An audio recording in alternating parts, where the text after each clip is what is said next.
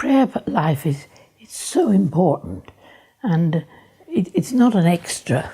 It's not you're doing this because you can't do anything else, but being in prayer partnership with a missionary, one individual or a family or a group situation, where you really do keep on praying when you don't see results.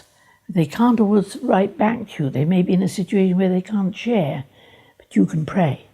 And being faithful day in, week in, month in, praying for them and holding them up before the Lord.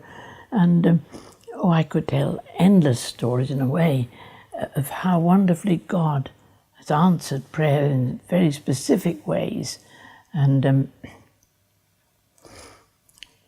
there was a woman, when I came home, I was rescued by the mercenary soldiers from captivity by the guerrillas in Congo, and came home and took meetings and testified how good God had been to us and how He'd kept us and all this.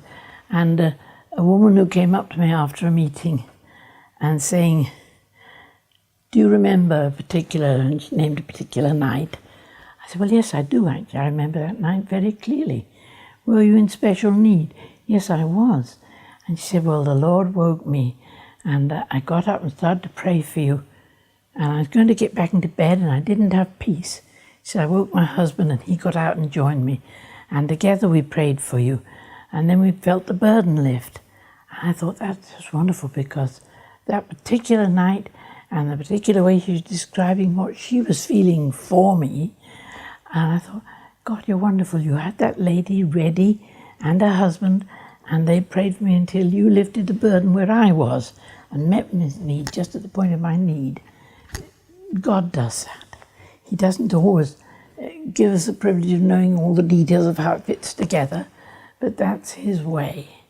And I think he has chosen that way. He's chosen that we will be helped by others' prayers. And yes, I would encourage anybody who feels they can't go to the field, so-called. Well, in actual fact, the field may be your kitchen. God's got no particular place for His fields.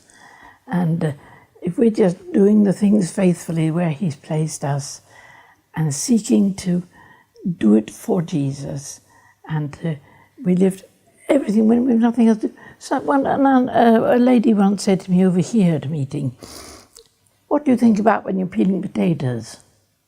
I thought, what a stupid question. I said, well, I suppose I have to think about spuds. I said, you don't have to think about spuds. You can use those 5 minutes to pray for a missionary. He said, if you stuck a sticker on the tap in your kitchen, so when you're peeling spuds, you're praying for a missionary, it'd be amazing. Just maybe 3 minutes here and 3 minutes there. He said, use every minute to, don't waste it in thinking about nothing. And I can be tempted to think about nothing. You can think you're too tired, or you can think about such silly things that don't need to be thought about. Just buying up opportunities in prayer, and God honours that and blesses somebody somewhere.